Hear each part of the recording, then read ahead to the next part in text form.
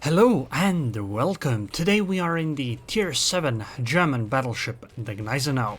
I'm playing a ranked battle in the current ranked season, and I think this is literally my very first match in this ranked season even. So I haven't really known much about the meta, and you can also see that my rank isn't very high, considering the enemy has a Nagato that has 49,000 HP, which means that it is a stock Nagato.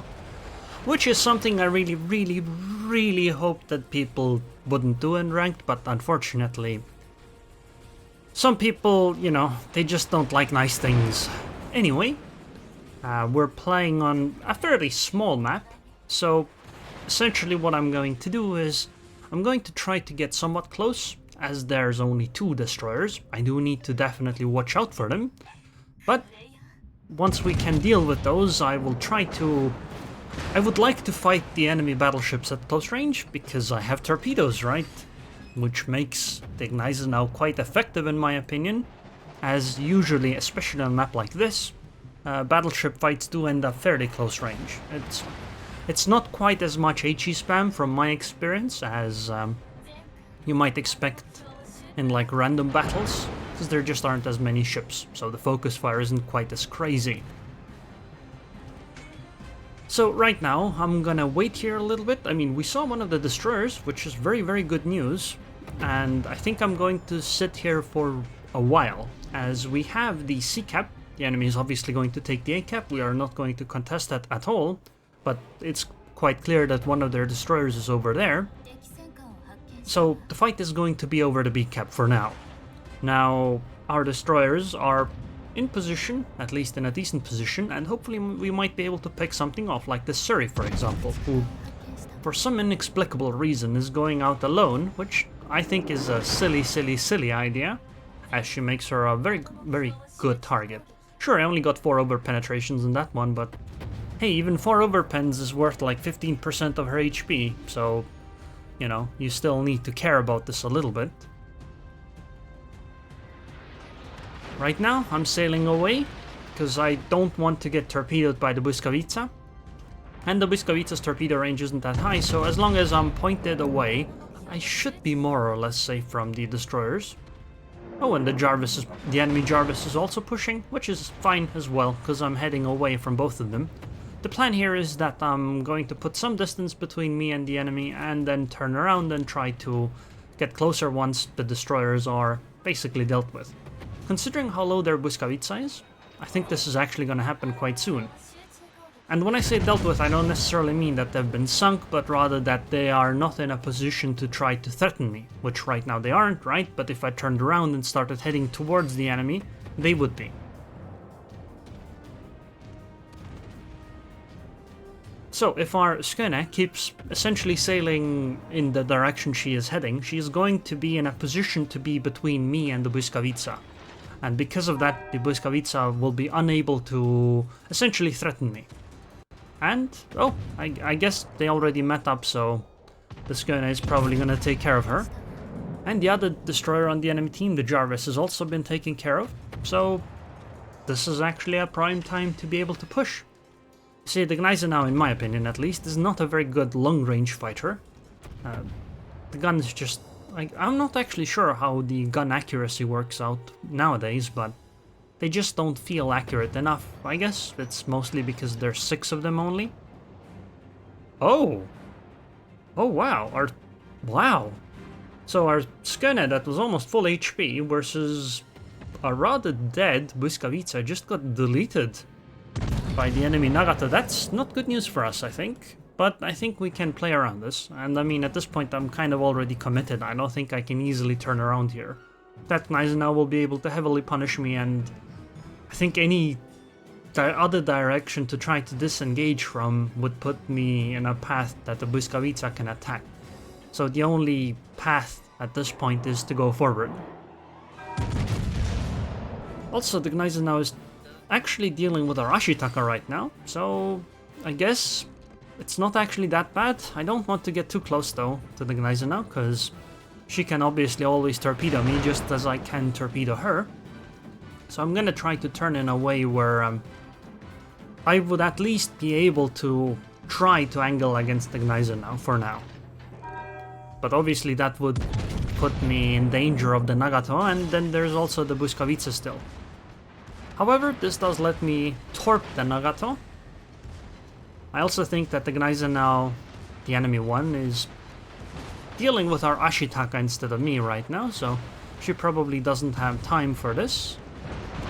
Which is fine, for me anyway. Oh, our Ashitaka actually sank. That's not good. Okay, I hit the turp. Oh, I guess the Gneisenau is low, so we should be able to actually finish that off. I still need to care about the fact that there's a Błyskawice around, and she could absolutely threaten me. And there goes the Gneisenau, and I think this is also, yeah, this is definitely Nagato gone as well. This is a nice double strike, and there is the Błyskawice behind us, so I'm gonna turn to the left side to try to turn away, to minimize the, essentially the area of the torpedoes. Oh, and there's the Błyskawice gone. Excellent. Things are going pretty well. Błyskawice torps are probably gonna hit the island, because I seem to be going in a different direction as I turned now. Yep, there they are, and this means I'm gonna be safe. I will also be able to get this cap zone fairly easily, and once we've done that, it's just wrap up. One battleship, one cruiser. Not gonna be that difficult, I think. I mean, we have a Fiji, me, and the Nagato. Actually, I don't know how healthy our Nagato is, so maybe this... Oh, wow. Wow, that guy is untouched. Not a single point of damage taken. But she's gonna be close range again, and I think my ship is incredibly good at close range. If anybody's wondering what loadout I'm running a standard battleship survivability build. So we're talking priority target, expert marksman, superintendent, concealment expert, fire prevention, basics of survivability, and then adrenaline rush. And she's even showing me broadside. I did hit 5 of the 6 shells, but I was unable to do any citadels. That's unfortunate. But I mean, Nagato is heading closer, so this is all essentially in my favor, right? Like, what's the best that they can do? I mean, I can overmatch Nagato's bow because it's 25 and I have 380mm guns. Nagato can't overmatch my bow to citadel me because German battleships, for whatever reason, have an armor plate that protects them from the bow. Actually, the reason is probably to make them, you know, better for pushing. But torpedoes are also pretty good for that. Oh, I thought she was gonna die to that. I did not expect her to survive that, but I guess there's gonna be oh, yeah, maybe not. I think I'm actually gonna go down here. And then the game's going to end soon after. Come on! Not even a citadel here. Damn. Quite unlucky, I guess, but I don't see the enemy having any chance of winning this. The Fiji needs to just deal 3k damage to that Nagato, and this is... In fact, this is pretty much guaranteed over. All the Fiji has to do is shoot the superstructure and not the bow, and this will end. Come on, Fiji, please. Jesus. You know, the Nagato had a chance of just deleting the Fiji, but luckily that didn't work out. However, this game is actually a lot more in the air still, as I had initially thought. You know, one of the things you learn when playing ranked battles is that you, as the player that you think is good at the game, should not go down. Because for some reason, some of your teammates are experts at throwing. Doesn't always happen, of course, but essentially you can't rely on your teammates doing the right thing. I think Zara is gonna sink the Fiji. I just don't see, you know, just needed one shell. And now, it's you know, it's technically feasible for this Zara to somehow pull out a win in this match. I think it's insanely unlikely, but it's technically possible. Nagato should, in my opinion, in a situation like this, head back to the B cap. I mean, right now, sure, of course, Nagato's gonna finish her off, but she shouldn't try to chase the Zara. She should try to go to B to try to defend it, because right now, you know, points are in our favor, and if the Nagato can deny Zara the ability to take another cap zone, There is no chance for the Zara to come back without actually fighting the Nagata, and obviously the battleship is in a massively advantageous position there. But, I mean, a cruiser could potentially disengage and then run away. However, this is not what happened here, so I guess everything is fine. And as you see, it was rank 13. I don't remember the last time I was this low in ranks, because last season I didn't actually rank out. It's one of the few times. Anyway, 140k damage, sank 2 ships, capped the base solo, hit 5 torpedoes, got a double strike, why not? Oh, and even a bunch of secondary hits. And it was still rather close, wasn't it?